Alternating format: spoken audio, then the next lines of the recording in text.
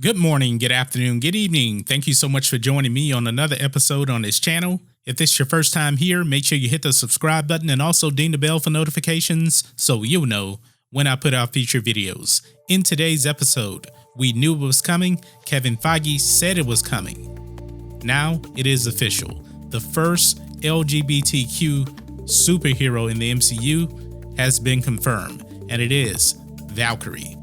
This article on MovieWeb says Valkyrie will be the MCU's first openly LGBTQ hero in Thor Love and Thunder.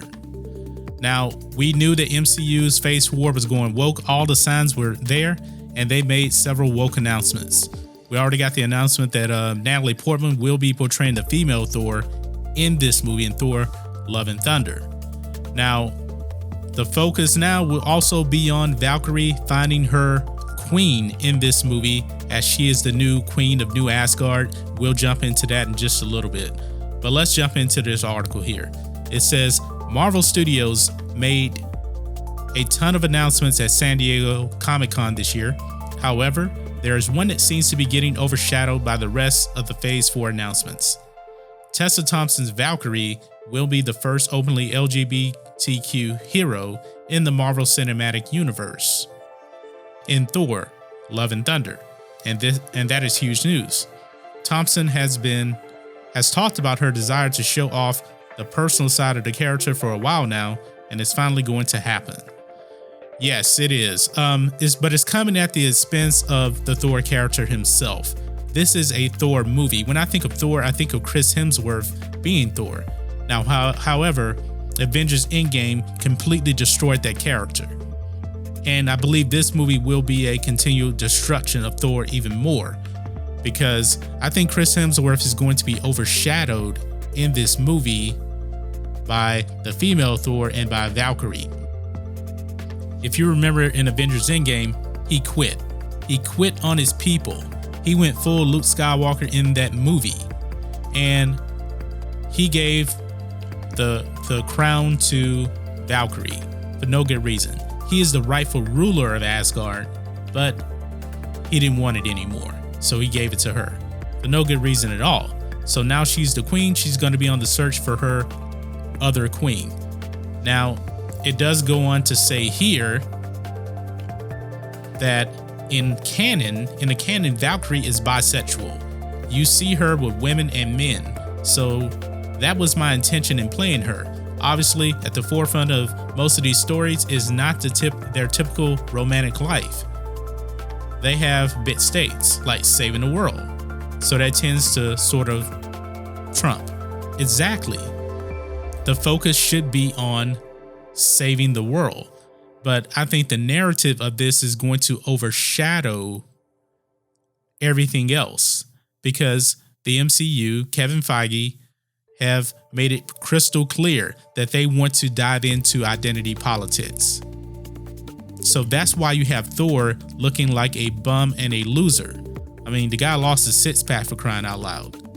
And at the end of Avengers Endgame, he left with the Guardians of the Galaxy. He left his people again.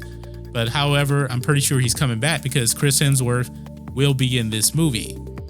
Now, what kind of Thor are we getting? I have no idea.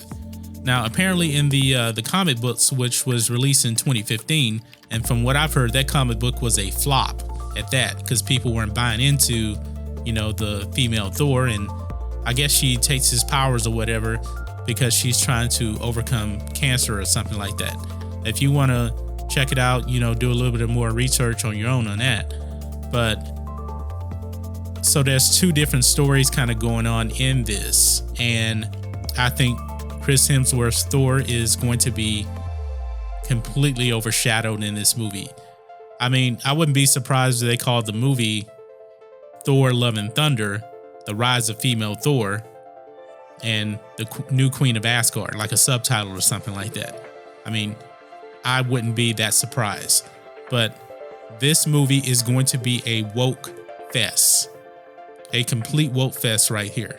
So, continuing on here, there's also some talk about Brie Larson's Captain Marvel. Now, we all know that Brie Larson and Tessa Thompson has been kind of buddy-buddy about, Captain Marvel and Valkyrie hooking up with each other.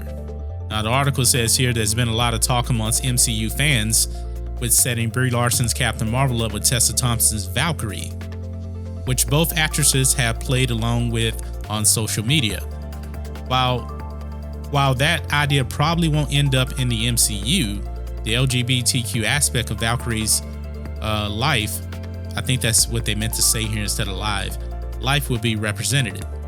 Thompson has been very outspoken about the success of Captain Marvel and how it helped to shape the future of the MCU, and she's going to do the same thing in Thor Love and Thunder.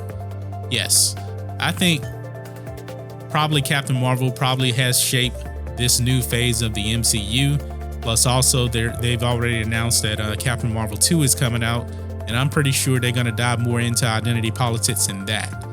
This is very, very unfortunate. A lot of fans have actually said the MCU died with Avengers Endgame. That was the conclusion. And I wholeheartedly probably agree with them on this, even though there's a few other things that seem interesting, like Shang-Chi and Blade is coming back, but without Wesley Snipes. So this movie will be coming on November 21st. Taika Waititi, he's coming back for this movie. Chris Hemsworth, Tessa Thompson, Natalie Portman. So I wouldn't be surprised if we actually saw Captain Marvel in this. Now, the article doesn't think that Captain Marvel and Valkyrie are going to hook up, but I wouldn't be surprised. I wouldn't be surprised if Marvel allowed those two characters to kind of have this romantic hookup a little bit in this movie. This is not sounding good whatsoever. Identity politics is destroying Hollywood. It is completely destroying Hollywood. Stories, they don't matter anymore. It's all about being woke and to fit your narrative. So guys, what do you think of this? The first LGBTQ character is Valkyrie. Whatever.